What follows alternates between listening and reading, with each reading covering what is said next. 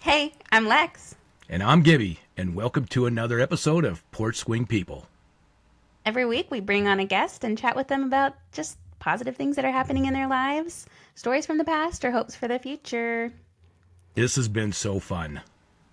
This has been so fun, and this guest is super special because the reason I know this person is from my Tai Chi class. I know I say this for every guest. I'm so excited. But I am so excited for our conversation with our friend Colwyn today. I only know her from Tai Chi, and most of the time we're doing Tai Chi. And when we're not doing Tai Chi, she's coming over asking me how the kids are doing, which I really appreciate. So I don't really know that much about her. Let's bring her on and hear what she has to share with us. Let's bring her on. Colwyn, Hey, hello. pleasure to meet you. Hey, so can you tell us and our listeners a little bit about yourself? Sure. I was going to start with something from a movie, which was I Was Born a Poor Black Child. I love that movie. And obviously we're referring to The Jerk. But yes, I have had a typical life, regular life. I have grown up. I'm 71 now, but I don't feel that old. I grew up across the country. I have 3 sisters who are wonderful. I have to do my shout outs first. My 3 wonderful sisters who are wonderful, grown, smart, active, loving women. I'm so Awesome. lucky. I have a husband who is a sun lover, so he lives in New Mexico. I have 2 daughters who live here next to me in the Pacific Northwest. I have 2 grandchildren, and I have to shout out their names, Abby and Wyatt. Hey, Abby. Woo! And I have a bonus sister-in-law who's wonderful and has made our lives very good. And I have a bonus brother-in-law who has been a rock in our lives, and I love very much. And I lost a brother-in-law who was also a rock, and that changed my life. I mean, what you just said is that who we are is the people that we're around and the people that we have. I love that. Tell us a little bit about your theater background. Well, I was in theater from the time I was very young, and uh, it was part of me. I was so shy. When I was young, I was so shy, I couldn't talk on the phone. I had a mother who was so outgoing and very personable and very outgoing. And my father, I think it turns out he was very shy. And he was so shy that he wasn't a real personable father. And I wound up being very shy until I got into the theater, and I found myself as the person who had something to do. And that was great. It was great. And then I went a different way, and I had a regular life. I got married. I had 2 kids. I had numerous jobs. I opened a food bank. I did, I was a Girl Scout leader. Um, What I'm hearing is you left shyness behind. I left shyness behind, Totally. and I left the theater behind. And then I decided I wanted to go back to school and get a degree, and I talked to them, and I had all these theater credits, but I also had writing credits because of course, you want to write things for the theater. Mm-hmm. And I had all these writing credits, so I was able to get a journalism degree with a theater minor. Mm-hmm. And So but cool. I've never really used it since then. I'm still very shy. People don't think that, but I'm still rather shy. I don't think that you're shy. Actually, you inspire me as somebody who is not shy. So I'm so surprised to learn that. Because, like I was saying in Tai Chi class, Colwyn always comes up to me during break and asks how my kids are doing and just asks about how life is going. And I am shy. I don't go up to people in Tai Chi class. You talk to everybody. It's true. But I found as an older person, one of the problems people talk about, issues people talk about, is they can't make new friends. Mm-hmm. And making new friends is if you talk about bucket list things. It's a core character decision for myself is that I have to make new friends and I have to make multi-generational friends. I like children. I like young people. I like my daughters. I like their friends. I like older people. And I think that's important and it's important. It enhances my life.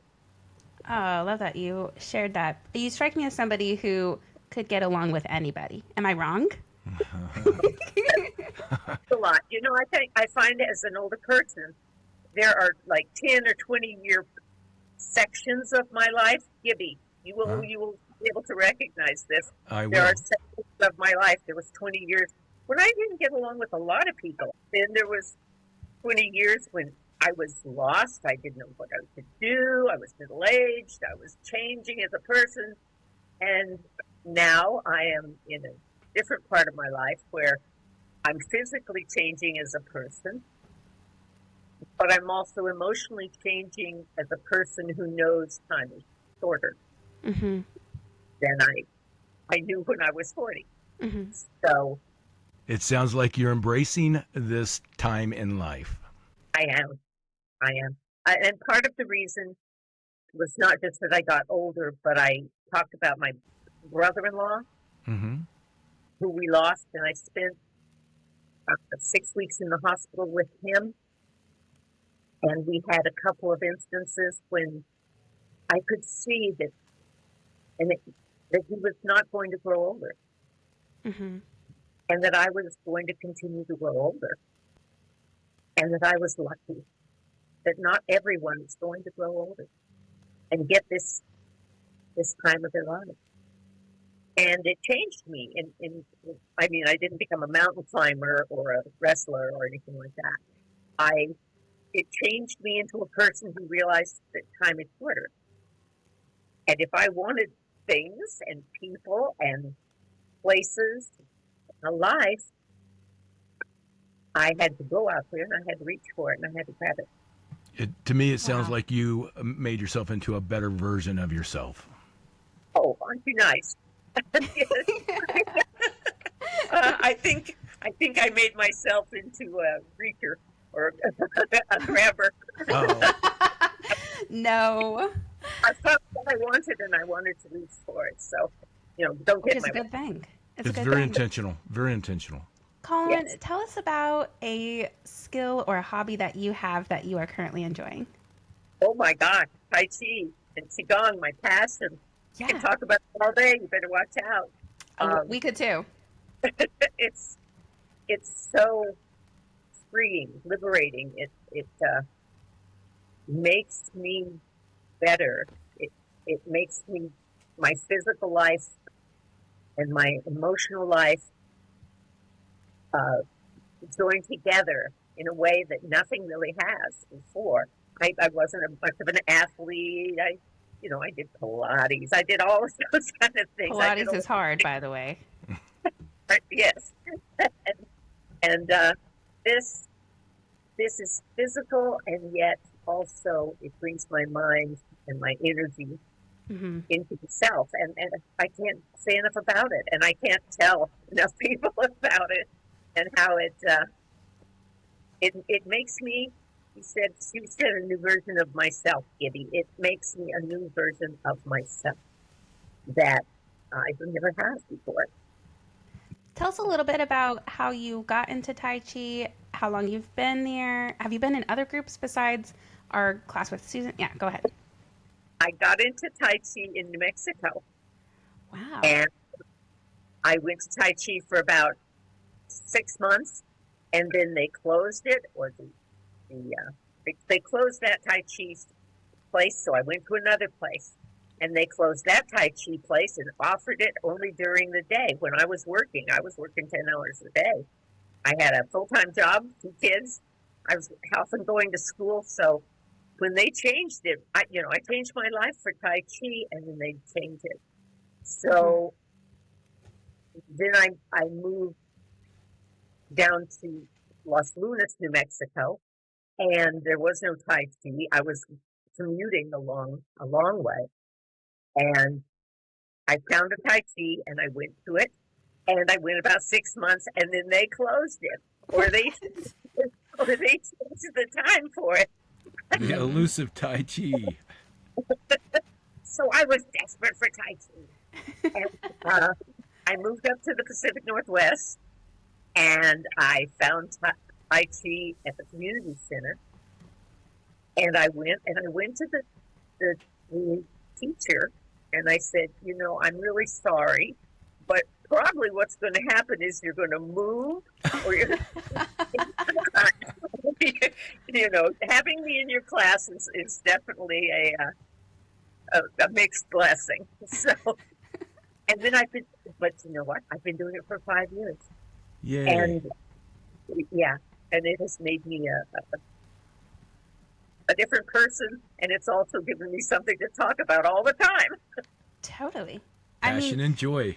Gibby was here a couple weeks ago, and so I dragged him to Tai Chi, and It wasn't dragging. I enjoy it. yeah, wrong word. I invited him to come, and he happily joined.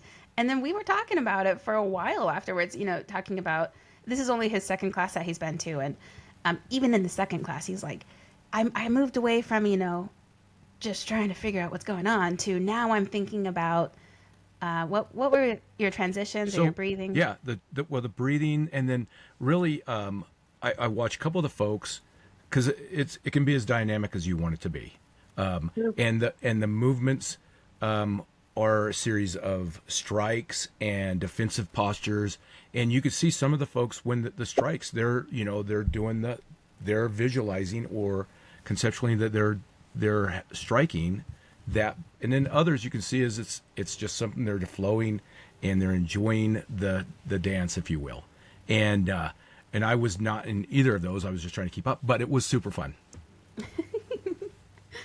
I can go on about Tai Chi for a long time. Tell us, there's probably a million answers, but tell us one or two things that you love the most specifically about Tai Chi. There's a move in Tai Chi called blowing the monkey mind. And I have a monkey mind. That's a move, and you can do it, and people will see you doing it. But if I don't feel comfortable doing it, then I will do it in my mind. Oh, that's fine. Wait, so do you have a favorite move in the routines that we do? Oh, in the routines that we do, I would have to say I love spinning silk. Spinning silk. Why? Because it's complicated. It uses both sides of my brain. It uses both arms. Mm-hmm. And when you look into Tai Chi, when you look into Tai Chi on YouTube or something like that, there's so many ways that people will say, and this is spinning silk. And sometimes it's nothing like I've been taught. Mm-hmm. So I know you can go, and there's so much Tai Chi out there that people are doing. And that's one of the movements that I say I want to see. I look it up deliberately on YouTube, spinning silk, and you would find that too. I'm going to check it out. There's so many different ways to do the same move, and like you said, engage your mind in different ways. Yeah. Tell us a connection that you're having with another person that you're really valuing these days. Connection with another person that I'm really valuing these days. Well, it would be my new friends. I have new friends through Tai Chi, and I have neighborhood friends. I sometimes take on new friends. I will sometimes take on people in my neighborhood who need the kind of help that I am still able to provide because I'm mobile. I can drive. Nimble, spry. Nimble, spry, beautiful. All And I would have to say that the person that I'm most value right now and working with right now is myself. Oh. And because I had breast cancer last year and I had a double mastectomy, and I'm learning a new person who flows through the world in a different way. Um, I have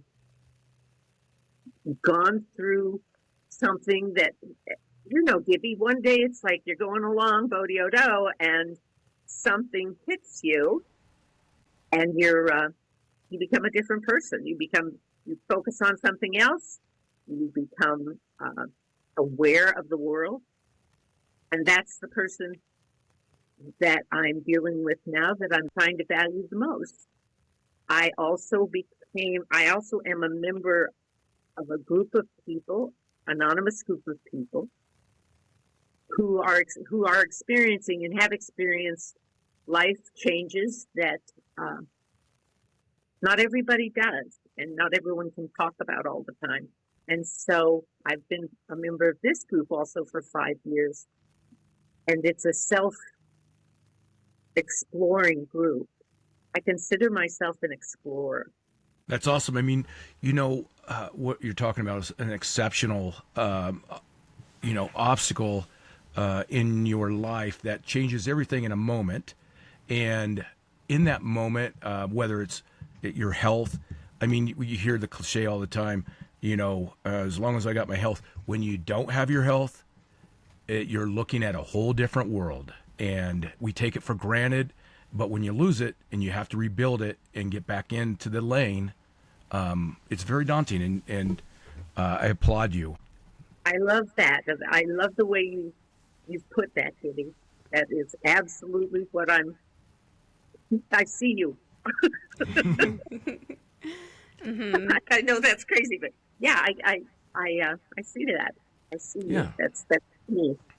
Well, that's awesome. And the other thing is, hey, if you're not loving yourself, nobody else can. So figure out who that person is that you are, and then you get to give it back to the people that you love the most. Absolutely, absolutely. One of your questions was, what would you tell your younger self? And I would tell myself that I don't need to worry so much. And my mother-in-law used to say, the first 100 years are the hardest. There's some wisdom right there. That's one of my favorites. Well, that's one of my favorites. Another one is, take care of your knees. You're going to miss them. Oh, that's too real. All of it. Yeah. So there's a couple of things that I have to keep in mind. That I have to wish I had thought more about it and wish I had followed that advice. Oh, that's good advice. Colwyn, can you tell us a little bit about this connection with yourself and learning, exploring more of who you are, particularly during, the challenges that you faced in the past? It could be with your breast cancer journey. It could be with anything. I want to hear what about you stayed the same and what about you changed? Oh, well, when I lost my brother-in-law, I changed into a person who was going to embrace the changes that I could not control. You cannot make people do what you want. Yikes. Yep. and I embraced the fact that I was going to be living alone a lot of the time.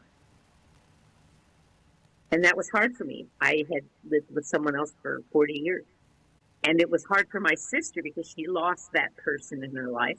But it wasn't so hard for me because that person was still alive. But I still wound up living alone a lot of the time. And it was hard to embrace it.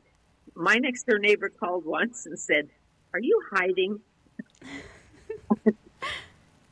And I realized that that's what I was doing. And I couldn't do it anymore.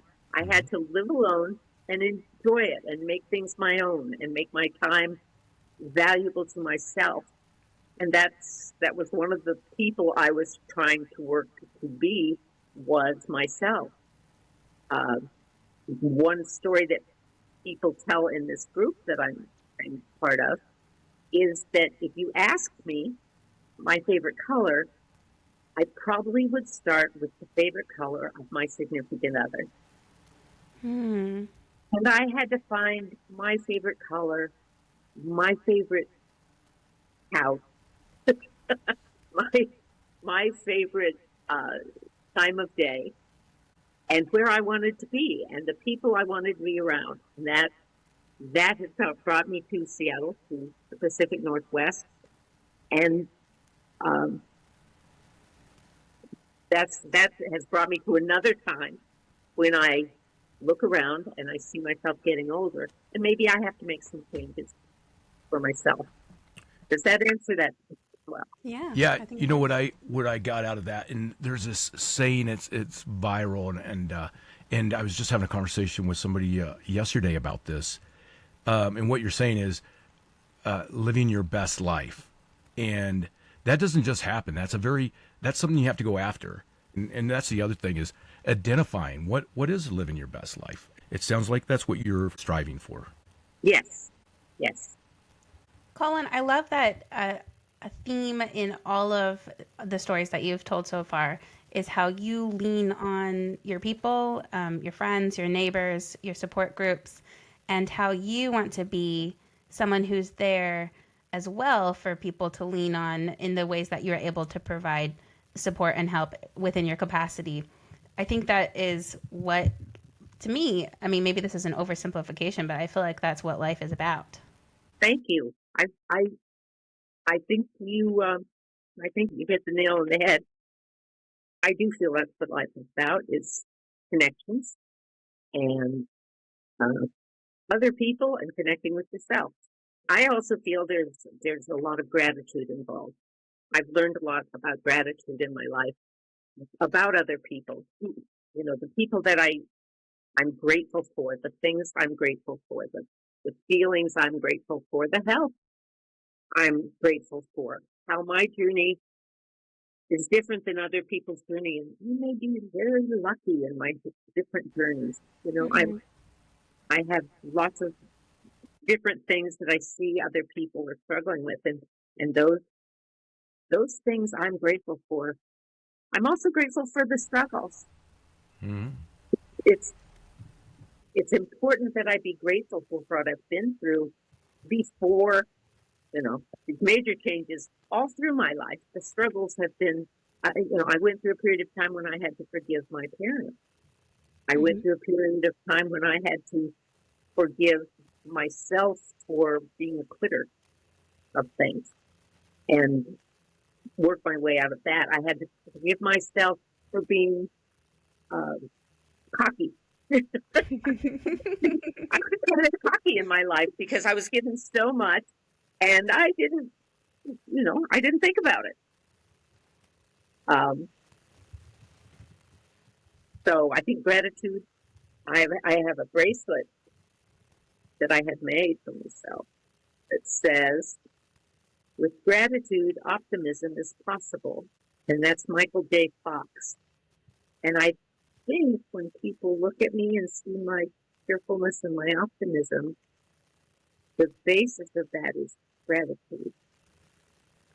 So yes, there have been times in my life when I had to look around and uh, bring myself up, and gratitude has contributed to that.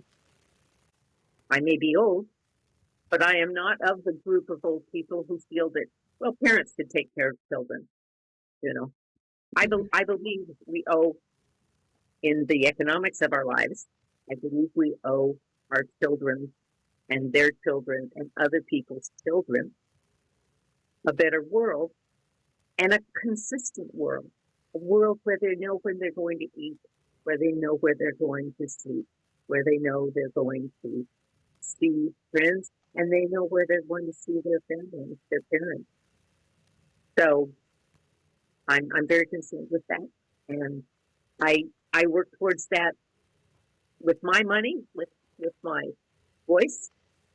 I'm also part of a CERT group, which is Community Emergency Response Team. I'm right in the middle of the training for it, and I have a hard hat and a backpack and a Right on.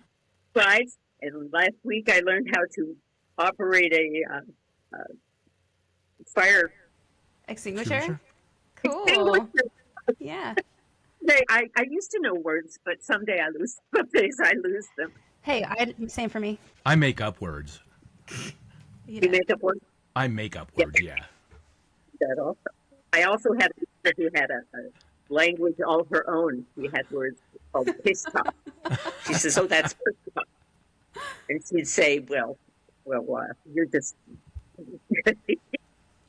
She had a bunch of words that my kids like bodeo do and uh, yeah. So sometimes I'll throw those out, and my kids will get a big kick out of them. Oh, that's wonderful. The way that you support the future generations and our kids and their future, lots of different ways you named, all great, but also you, even in these small snippets that I see, with the way that you've treated me and my kids, just in the way that you go about your daily life and the love that you share for the people around you, you don't even need to know them. I mean, Gibby, I had been going to Tai Chi for like a month, and Colwyn's like, "Are you coming to our holiday lunch?" And invited me, and she sat with me and the kids for a little bit before going and talking with her friends, and that just meant the world to me and my kids. My older son talked about you for weeks, saying, "I really like the person in the red shirt," which is what you were wearing that day. And I was like, "I know, she's so kind, isn't she?"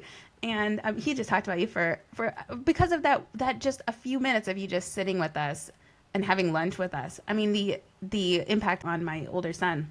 It's these like small moments that have such a big impact that you're probably not even aware of. Thank you. I'm tearing up because it's always nice to hear that what you've internalized to put out in the world, it's being put out in the world. Colin, I was going to say, when you were talking about gratitude and being grateful even for the hard times and the suffering, that's a pretty profound statement that I think only comes with wisdom and with having gone through challenging situations. I feel like the greatest changes and the most profound changes and the most impactful changes happen when we go through challenging times. I agree. I agree. I also think we have a challenge to look at the mediocre, the regular times, the quiet times when nothing has happened. I think it's important to know those times will also pass, and they can also be useful to you and don't have to result in sadness or pain and suffering. Not everything is going to be a big deal. Hmm. That's kind of my and my wife's philosophy with our kids, trying to raise them in these quiet moments and taking the time to really slow down. And we're trying to raise them in the mindset of going through life slowly and mindfully and seeing these very small moments as the big moments that make our life wonderful, almost to a fault, because there is no hustle with my kids at this point where I'm like, guys, we've got to go. We're going to be late for Tai Chi. And my son thinks that there's two modes: going very slowly and in a very calm fashion and being late. And I'm like, there's something in the middle, and that's called being on time. And we have to put our shoes on. So I think it's going pretty well, but I'm also trying to, we do have to live life at the same time, kiddos. You know what I'm saying? When I'm going to give you one more, though, that you're really going to appreciate, and I think you'll enjoy, is I was up there a couple weeks ago, and her oldest one said, and I got to follow mom's rules. You know what her number one rule is? And I was like, what is it? Don't grow up too fast. And I'm like, oh my gosh, that's brilliant. Colin, I want to switch gears a little bit, and I want to go back to when we talked about how you are somebody who likes to help others and to be there for them in whatever way that you can. Tell us a time that you surprised yourself with your own strength and resilience. When I was told I had breast cancer, it was a Friday night, and I read it in my chart. Nobody called. Uh, I, I read it in my chart, and I'd already had the impression that it was true. Mm-hmm. But I just knew I was going to be okay. And I did my due diligence. And I made a decision that my doctor wasn't crazy about. And a lot of people thought I was kind of crazy because I had a double mastectomy, because I'm 71 years old and I didn't want to waste any more time on therapies and things like that. Mm-hmm. Mm-hmm. And I pondered that for a long time. And I didn't have any reconstructive surgery. And the resilience, the physical resilience, I worked at it. I worked at it. I Mm-hmm. worked for strength to come back. And I worked for my mind to be okay. Mm-hmm. And for my family to be okay with my choices. I get a lot of looks sometimes, but I don't give a That's all right. shit. No, no. But I have worked to be strong. I also work to make sure people understand my choices are not theirs, Mm-hmm. but they have choices. Mm-hmm. Yeah. Me and the Flatties, we've decided, I'm a member of several groups, and we've decided that our choices are our own, but we want to know women to know that our choices are. Mm-hmm. Yeah. So I would call myself very resilient. I love when you said you read it and you're like, you know what? I'm going to be all right, or this is going to be all right. Gibby and I, neither of us have personal experience with cancer. But like you were saying, people who are or have gone through experiences, they have choices, they have routes that they can take, they have decisions to make, and that is their decision. And who's to say which one is the right one or the best one or the worst one? Way to go to make the right decision for yourself. I think that's amazing. One thing I do have to say is that you are often fighting the medical community, Mm-hmm. particularly with this kind of cancer, for their opinions of what you should do and what you should be. Self advocacy is so challenging, especially when the doctors are the knowledgeable ones. So, you want to lean on what they have to say because you don't know. So, to have the convictions of what you feel like is the best choice for yourself and not be swayed by other professional opinions takes a lot of strength and resilience A lot and of courage. bravery. Hmm. Yeah. I mean, I honestly can't imagine what that would feel like. Probably felt a little bit lonely. Yeah. I've gone through a period of time when I learned to deal with loneliness, when I learned to make decisions that I had to make by myself, and I was not raised to make those decisions. Hmm. I was also part of a couple. We made decisions together. And because we were so close, we made most of our decisions together. And when I was living alone, I had to hear my own voice. And that, I believe, led me to my decision about my cancer and about how to deal with it. And it is lonely. But I think I had preparation for it. When breaking the mold. Well, you totally inspire us, and Mm-hmm. we are so grateful to hear your stories and learn from you. It has been such a wonderful hour. It's gone by really quickly. Well, thank you. I think you bring out the stories and the best in people. I can hear it. Hmm. Thanks for Mm. saying that. That's a really nice compliment. I I do have one more question. I notice in the background that you have a couple different posters that say "You are my sunshine." Can you tell us a little bit about that? What that means to you? Well, I moved up to the Pacific Northwest, Seattle.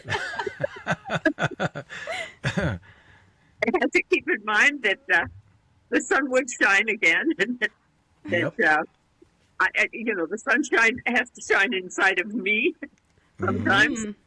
Uh, that's I come from a place, New Mexico, where the sun shines sometimes 350 days a year. So here can be really warm. Uh huh. I wanted to remember. I wanted to remember that, and I wanted to remind anyone who comes to visit me that other people are my sunshine. Well, there you go. Colwyn, you're the best. Well, thank you so much for your time. We appreciate it so much, and we're so excited to air your episode in a couple of weeks. I hope that you really like how it turns out. You're going Thank to you. because you were fantastic. All right, we'll talk soon. Bye, Colwyn. Bye. Bye bye. Oh, that was so fun to have Colwyn on the Yes. pod. Colin, she was fun. She is a positive light force here on this earth.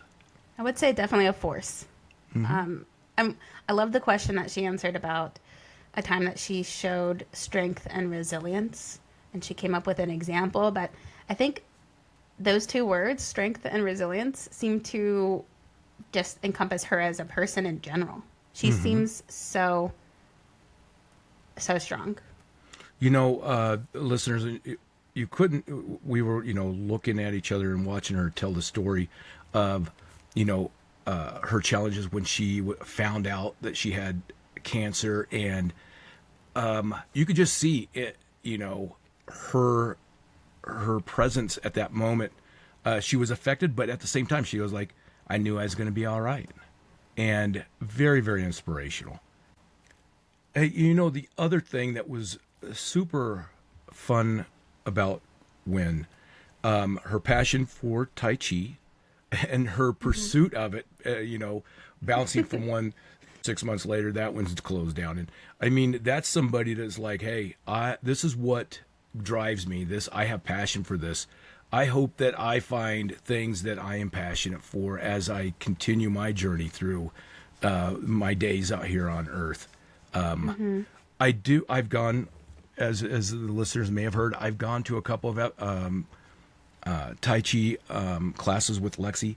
I enjoyed it immensely. Not good at it, but it is something. It's fun, and It's not really something to be good at, in my opinion, especially when you've only gone twice.